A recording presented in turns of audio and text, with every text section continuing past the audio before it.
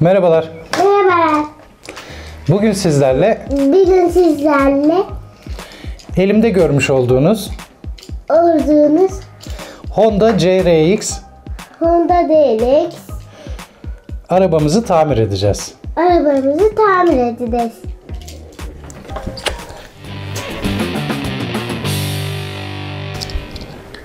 Gördüğünüz gibi arabamızın boyası oldukça yıpranmış durumda.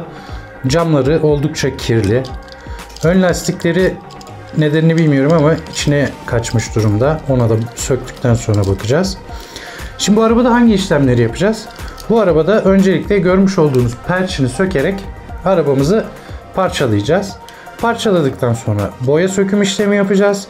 Boyamasını yapacağız. Lastiklerine bakacağız ve ondan sonra tekrar toplayacağız. Hadi başlayalım. Şimdi oynayabilirsin.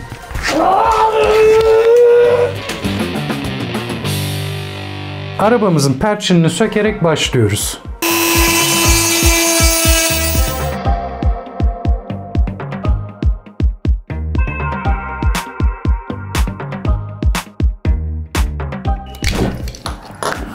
Evet, açıldı.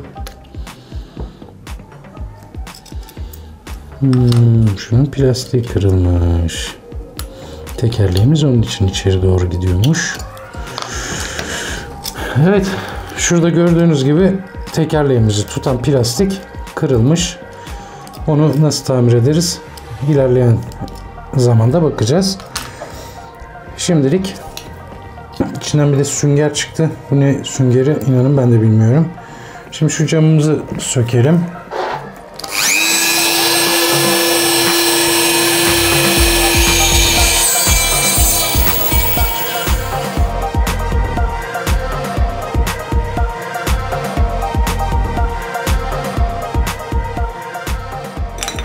Artık bu kazalı mı oldu? Evet, kazalı oldu. Artık tamir edeceğiz ama biz bunu. Tamam mı? Hı. Sonra içimize bakalım. İç plastiğinde aslında herhangi bir sıkıntı yok. Ama belki keyfimize göre ufak boyamalar yaparız. Bilmiyorum. Şu an karar veremiyorum. Lastiklerimiz oldukça iyi durumda. Lastiklere bir şey yapmamıza gerek kalmayacak. Şu plastikten yapmamız gerekecek büyük ihtimal. Ya da en azından takviye yapıp burada yapıştırarak bir şekilde o lastiği sabitlememiz lazım. Arka lastiğimize bakıyorum. Arka lastiğimiz çok hafif yamulmuş ama oldukça iyi durumda. Alt plastiğimizin güzel bir temizliğe ihtiyacı var. Onun dışında iyi. Bunu boyamayı açıkçası düşünmüyorum. Belki şurada farlarda, sinyallerde bir detay boyaması yaparım. Onun dışında güzelce bir temizleyeceğim. Şimdi sırada üst kaportamızın boya söküm işlemi var. Evet, şimdi plastik bir kabın içine yerleştirdiğimiz arabamızın üzerine boya sökücü jel dökeceğim. Bir 5 dakika bekletip ondan sonra bol su ve bulaşık deterjanıyla yıkayacağım. Aynı zamanda diğer parçalarımı da yıkayacağım.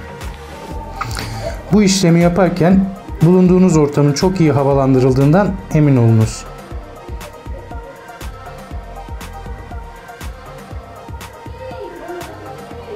Baba, ben de bakabilir miyim?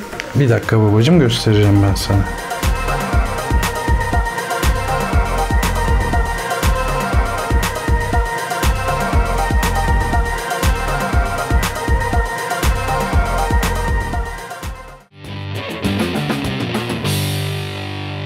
Kaportamızı parlatmadan önce 2000 numara zımpara ile yüzeyi biraz daha düzgün bir hale getirmeye çalışacağım.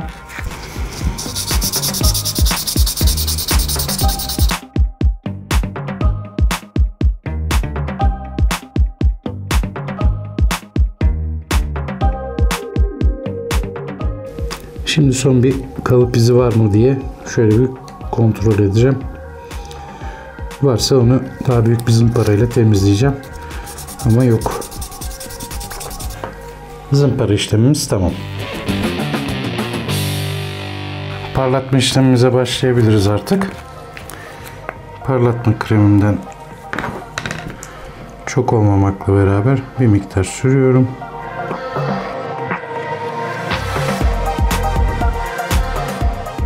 Sonra el matkabımla parlatmaya başlıyorum.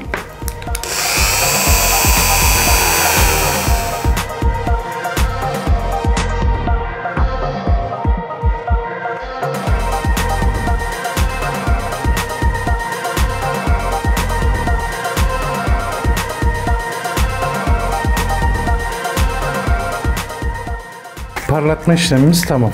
Şimdi perçin yerine vida yivi açacağız. Önce deleceğiz burayı. Sonra da yivi makinesiyle yivi açacağız. Ki kapatırken vidalayabilelim. Eğer bir zarar verirsek de epoksi ile yapıştıracağız.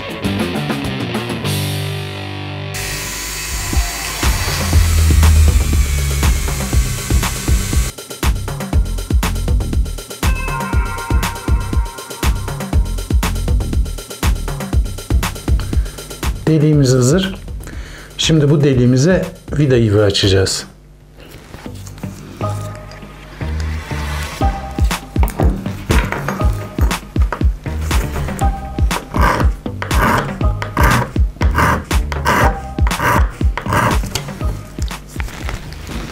Burada püf noktası kılavuz zorlandığı zaman geri çıkarmak, sonra çapağını temizleyip tekrar denemek.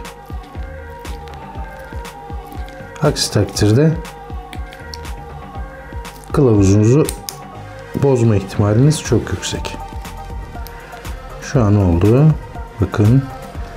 Söküyorum. Üstündeki çapakları temizliyorum.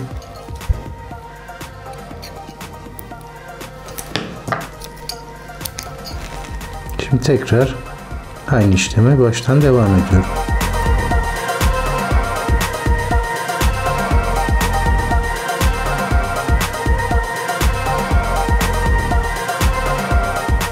Şimdi de vida takıp deneyeceğim. Hemen bakalım vidamız yerine oturacak mı?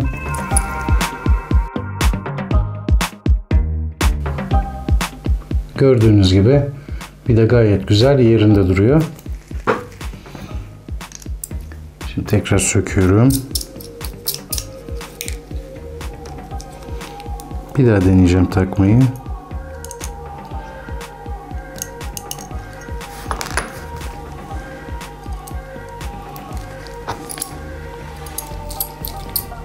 Evet. Vida yuvamız gayet güzel olmuş durumda. Şimdi bir de buna alt parçasını takarak vidanın boyunun yeterli olup olmadığını görmek istiyorum. Aksi takdirde vida almam gerekecek.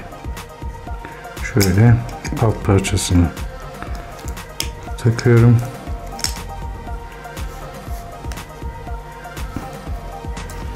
Tutamadım. Evet. Şimdi vidayı yerine koyuyorum. Ve sıkıyorum. Gördüğünüz gibi gayet güzel bir şekilde oldu. Arabamızı güzelce yıkadık ve parlattık. Şimdi selülozik tinerle varsa kalıntılarını alacağız.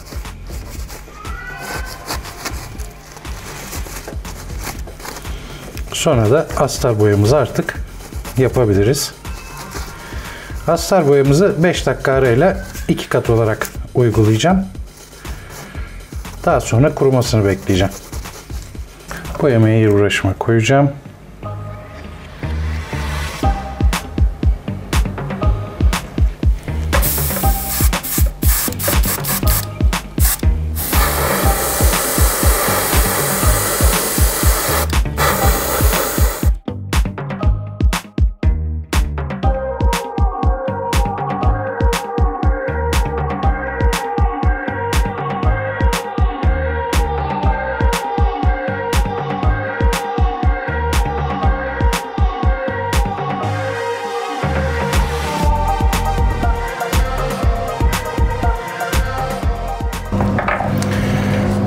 Ben iç aksamı da yeniden boyamayı planlıyorum. Bu yüzden ona da bir kat astar boya atacağım.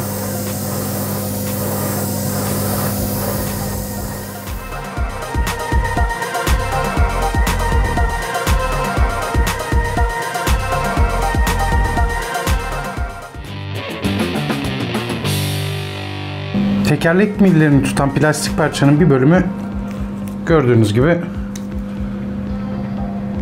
kırılmış durumda. Şimdi bunu tamir etmenin farklı yöntemleri var. Silikon kalıp kullanarak nasıl parça çoğaltırız, tamir ederiz'i göstermek istiyorum.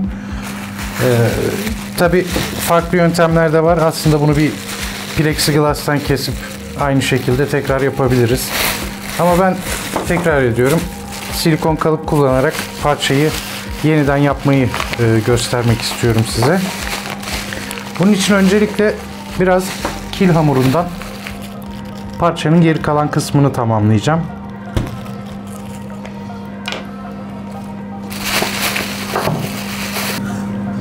Parçamı da şöyle şu şekilde koyuyorum. Hamuru mümkün olduğunca plastikle aynı kalınlığa getirmeye çalışıyorum.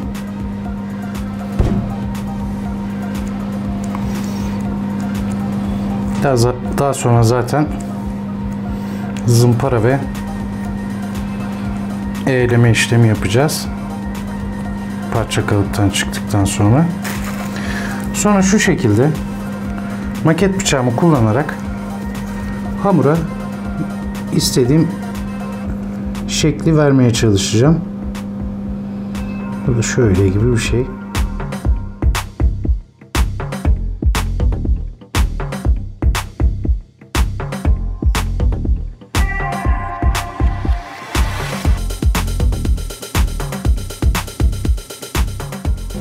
Şu şekilde bir kalıp hazırlayacağız.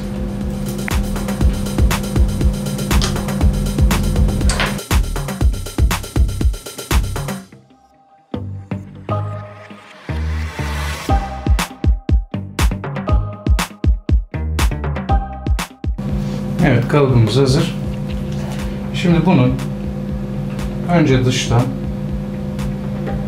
sonra da içten olmak üzere sıcak silikonla buraya yapıştıracağım.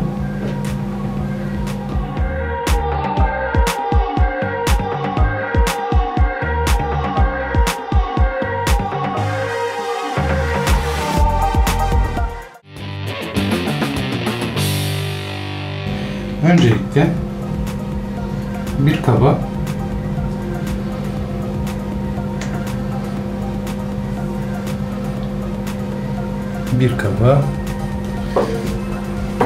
yeteri kadar kalıp silikonu dökeceğim.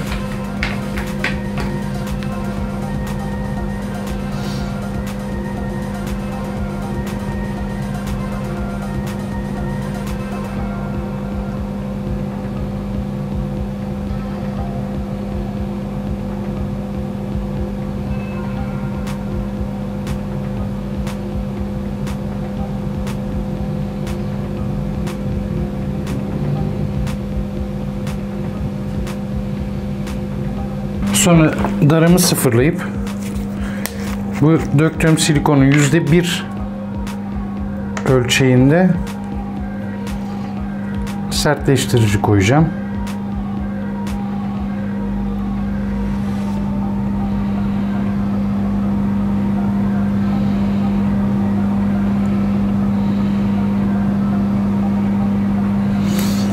Evet. Sonra bunu bir çubukla çok iyi bir şekilde karıştıracağım.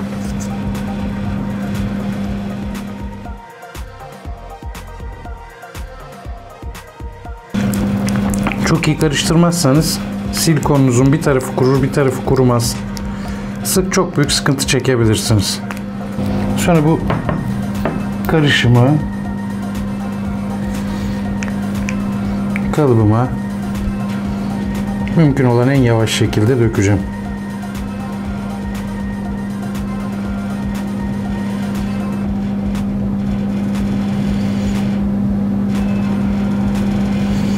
Benim silikonumun da süresi sanıyorum dolmaya başlamış. Onun için bu kadar yoğun. Normalde bu silikon biraz daha akışkan olur.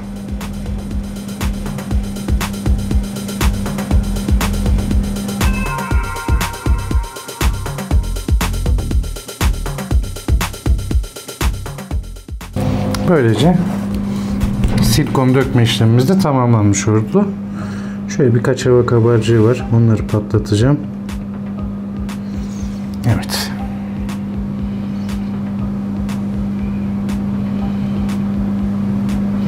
Şimdi silikonumuzu da yine bir gün kurumaya bırakacağız. Daha sonra hep beraber açacağız.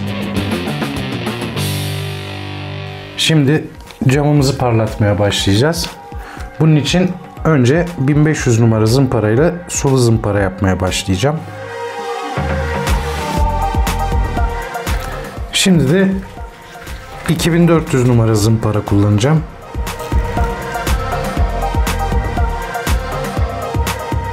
Şimdi sıra 4000 numara zımparada. Şimdi de 6000 numara zımparayla zımparalayacağım. Son olarak 8000 numara zımparayla zımparalayarak işlemi tamamlıyorum. Parlatma işlemimiz gördüğünüz gibi gayet güzel oldu. Yani bayağı başarılı oldu. Şimdi bulaşık deterjanı ile yıkayacağım bunu güzelce. Ondan sonra parlatıcı kremlerle tekrar bir parlatma işlemi yapacağım. Umarım bundan bir tık daha güzel olur. Artık camımızın son aşamasına geçebiliriz. Bir kulak pamuğu yardımıyla önce biraz daha kalın olan bir parlatma kremimizle camımızı parlatacağız. Arkasından finish diye tabir edilen diğer kremle parlatacağız.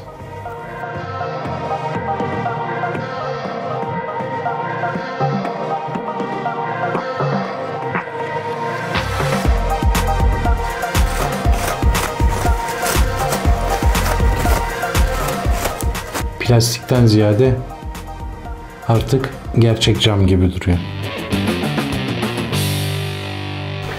Artık arabamızın boyasını hazırlayıp kırmızıya boyayabiliriz.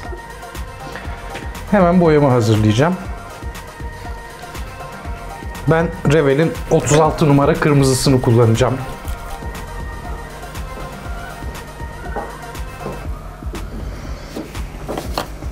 Hop. Baba, benim yaptığım oyun ne değişikmiş değil mi? Evet. Şunları kapmadı. Çok değişik bir oyun bulmuşsun. Tebrik ediyorum seni. Boya menamel olduğundan onu selülozik tinerle incelteceğim. Hop.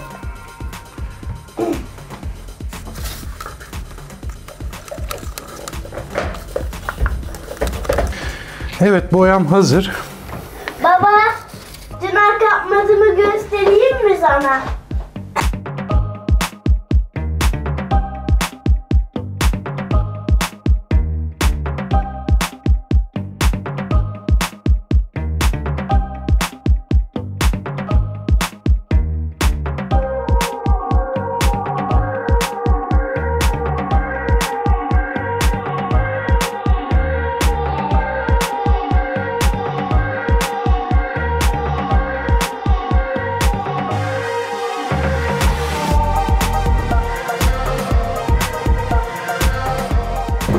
Evet, şimdi ikinci kat boyamı da atacağım.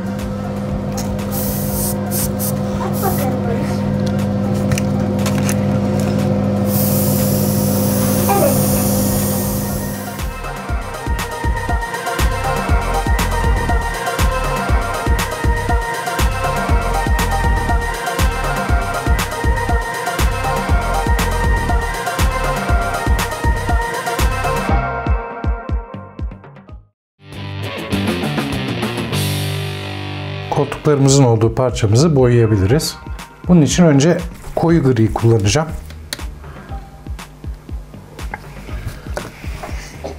Şimdi parçamı boyamaya başlayacağım.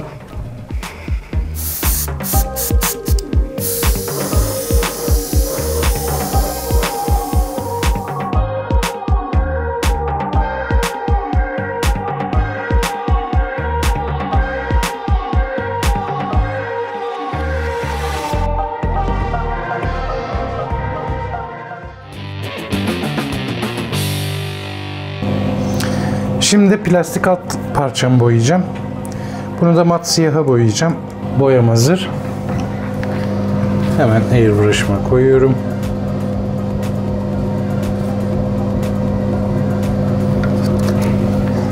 Ve parçamı boyamaya başlıyorum.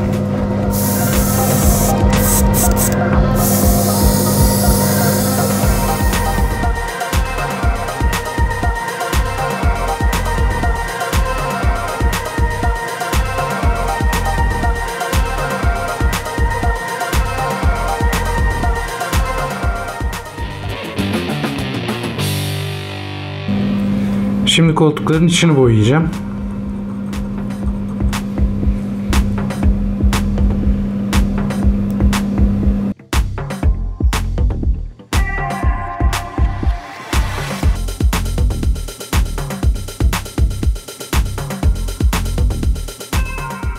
Gördüğünüz gibi koltukların iç bölgelerini açık griye boyadım.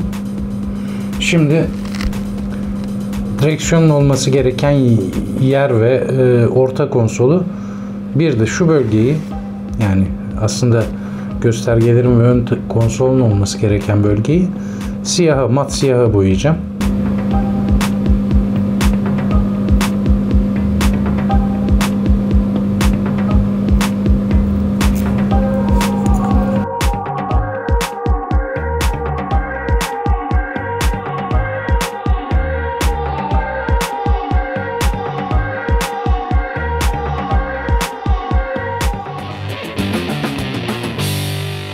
Kalıbım tam kurumamış gibi ama yine de sizin için açacağım kalıbı. Bu arada kalıbım kurumamış dedim. Kurumayan kalıp değil, silikon.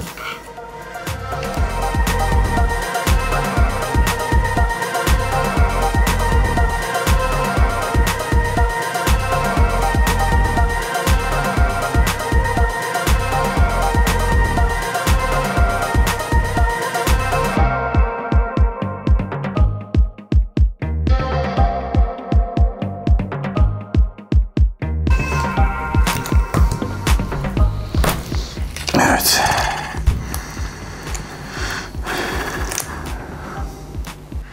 Bakın bunlar bizim kil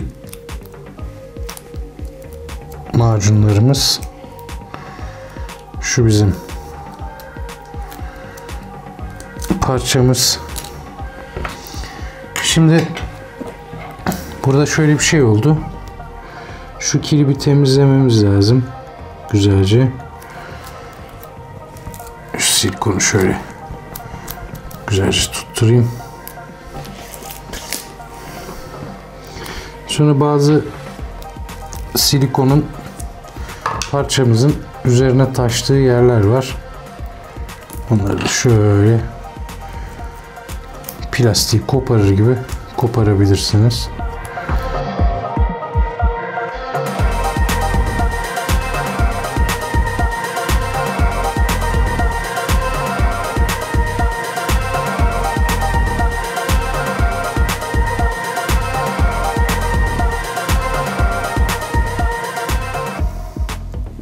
Şöyle koyarsam görebileceksiniz. Şu parçamızın devamının da olduğu bir kalıp elde etmiş olduk.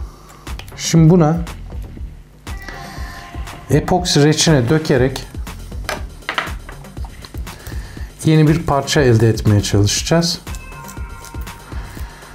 Bu elde ettiğimiz parçayı da ihtiyacımıza göre zımparalayarak ya da eğleyerek istediğimiz şekle sokacağız.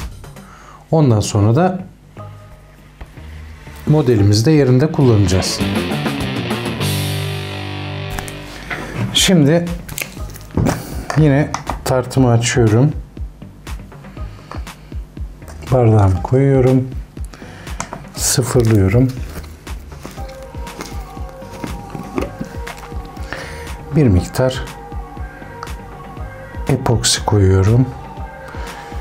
Burada çok ihtiyacım olmayacak. Çünkü küçük bir parça. Yine de biraz daha koyayım.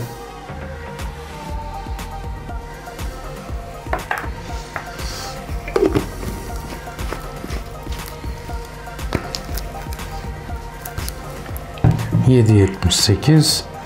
Bunun yarısı kadar da sertleştirici koyacağım.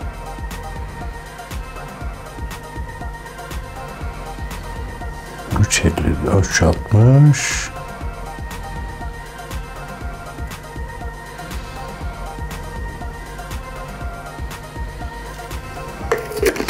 Dörde yakın oldu. 4 oldu. Bu şeffaf epokside, daha doğrusu ben sadece şeffafı kullandığım için biliyorum. Şeffaf epoksi biraz fazla çabuk etkileşime giriyor. Onun için biraz hızlı olmakta fayda var. Çok iyi karıştırın.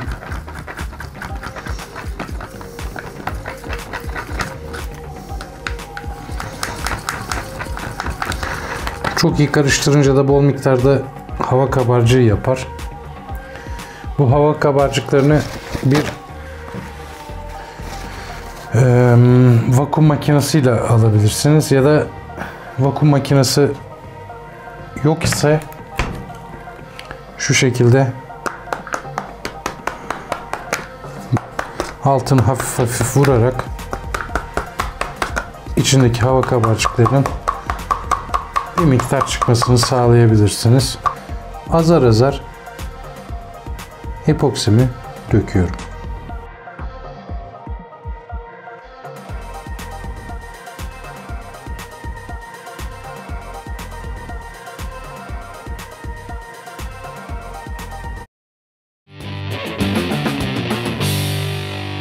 Arabamın boyası kurudu. Artık verniğimi hazırlayıp vernikleyebilirim. Vernik 4 ölçek vernik. Verniğin yarısı kadar, yani 2 ölçek sertleştirici. Selülozik tinerle inceltiyorum. Çok iyi karıştırmamız lazım.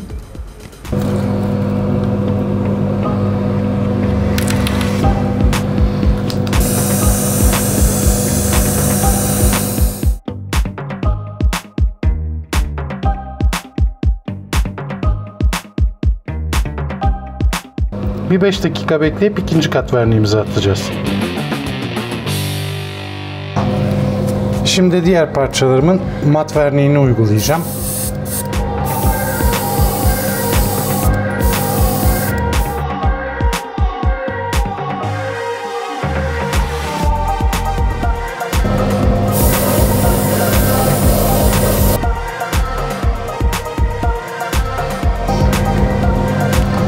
Bir 5 dakika bekleyip ikinci katlarını da yapacağım.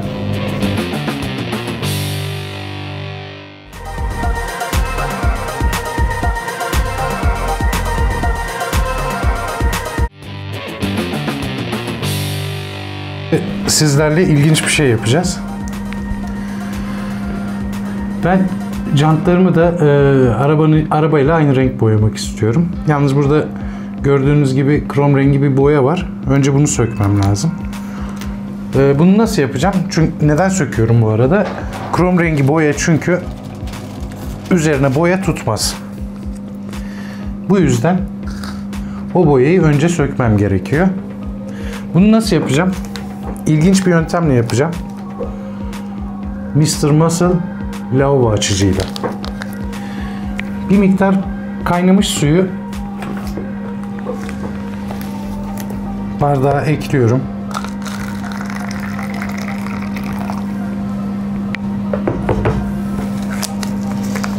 Sonra yavaşça Mr. Muscle'dan ekliyorum.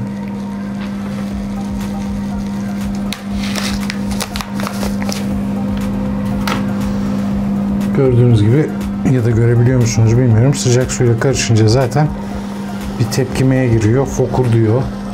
Sonra tekerleği, ya daha doğrusu krom parçayı bu asidik suyun içine sokuyorum.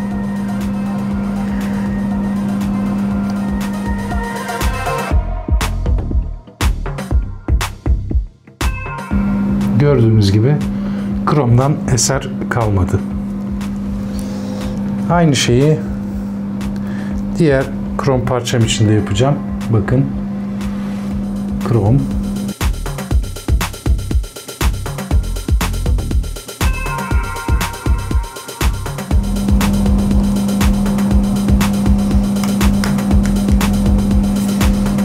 Kimyanın büyüsü. Bakın, kromdan eser kalmadı. Daha sonra bunu bol suyla yıkamayı unutmayın.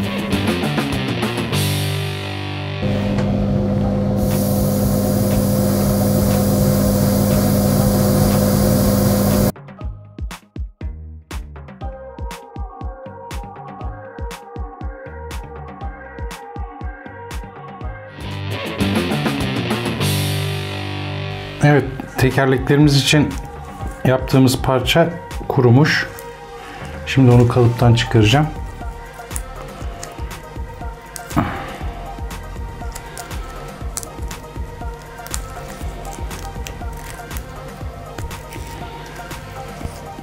Evet.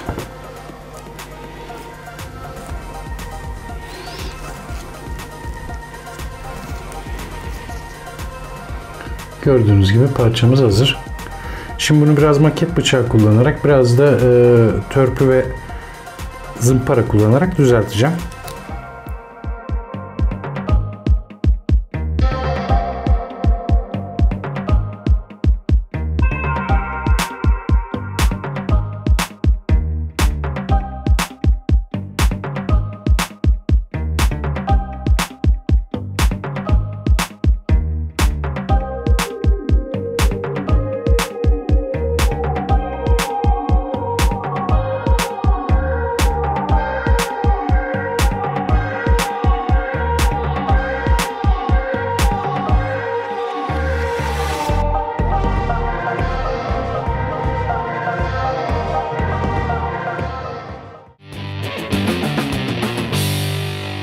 Lastiklerimizin boyası kurudu.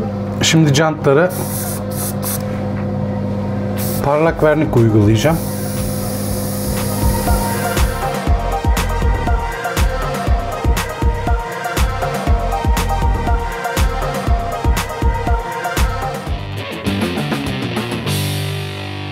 Şimdi arabamın bazı bölgelerini siyah yapmak istiyorum. Onun için maskeleme yapacağım.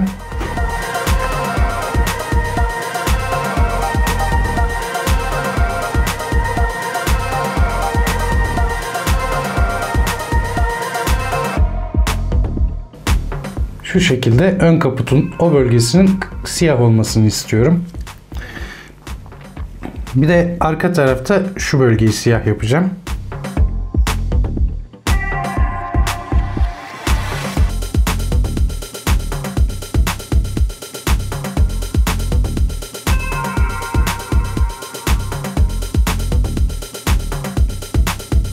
Şimdi de arabanın tamamını maskeleyeceğim.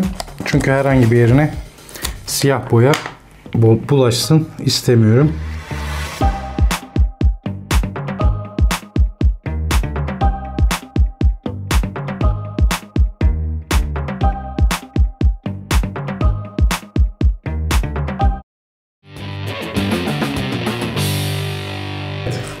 Gördüğünüz gibi siyaha boyayacağım bölgeleri maskeledim. Ve şimdi boyamı hazırlayıp boyayacağım.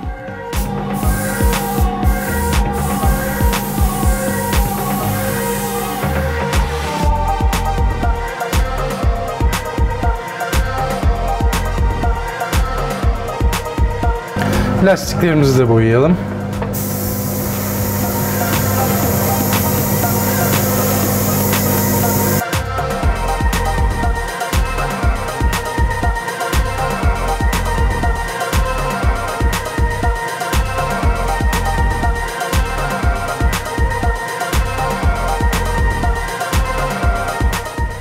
Arabamızın ikinci kat siyahını da atalım.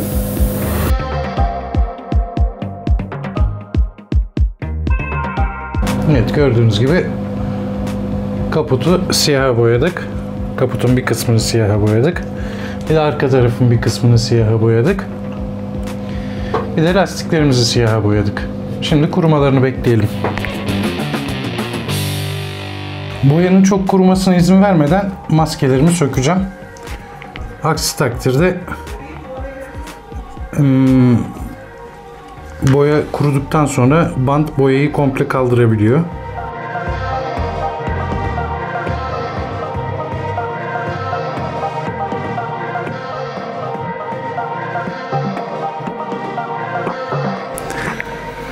Evet, arabamızın ön ve arkasının son hali bu. Şimdi tekerleklerimizin jantlarındaki siyah boyayı temizleyeceğiz. Böylece jantlarımız kırmızı renk olacak. Bunu da bir kulak pamuğuyla yapacağım. Kulak pamuğunun üstüne biraz alkol damlatıyorum. Sonra bu alkolün fazlasını bir kağıt peçetede emdiriyorum. Ve sonra gördüğünüz gibi üst katmandaki boyayı temizlemeye başlıyorum.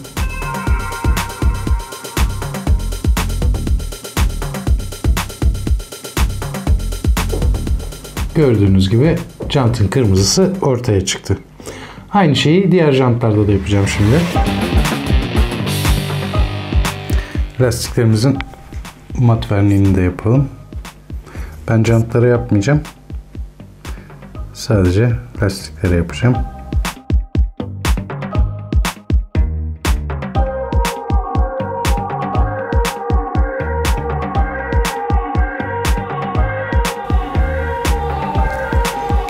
Evet. Lastiklerimizin verniğini de attık.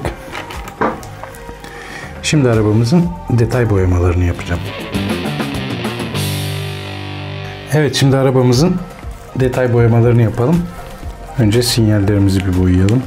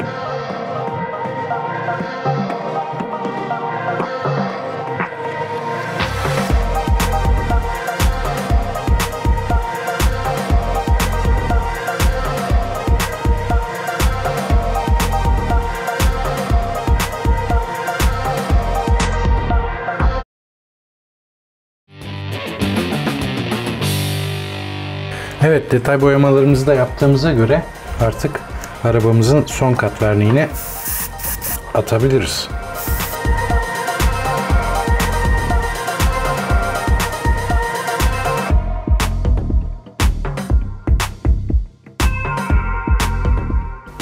Verniğimizi attık.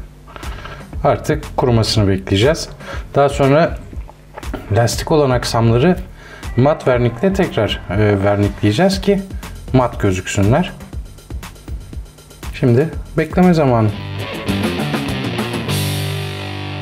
Evet, şimdi arabamızın camını epoksi ile yerine yapıştıracağım. Önce camı takacağım.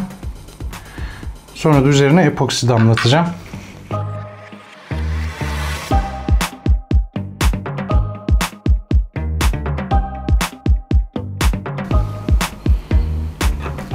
Hemen az bir miktar yeterli olacaktır.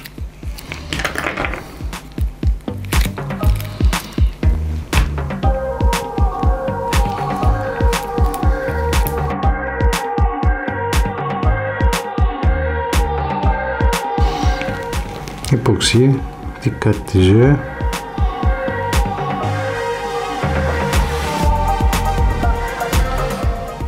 sürüyorum.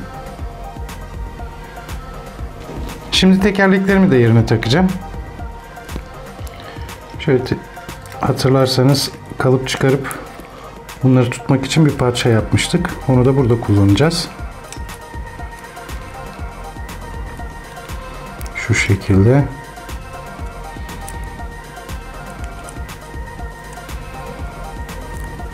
Bu aslında tam kurumamış ama hala biraz esnek. Bunu da epoksi ile tutturacağım.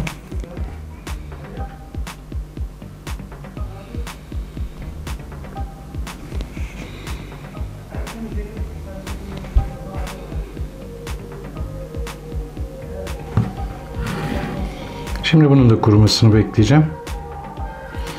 Daha sonra koltuğumu falan yerine yerleştirip artık arabamı toplayabilirim. Evet, artık arabamızın montajını yapabiliriz. Bunun için öncelikle koltuğumuzu yerine koyalım.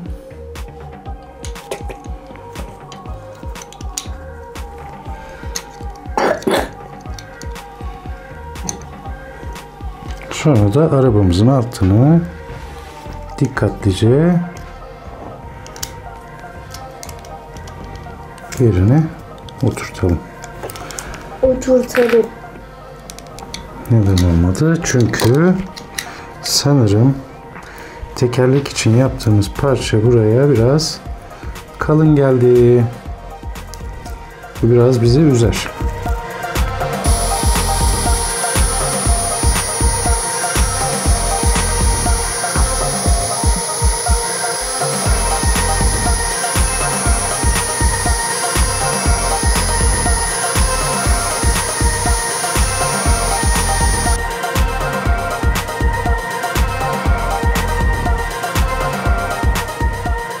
Şimdi vidamızı da takacağım ve böylece arabamız bitmiş olacak.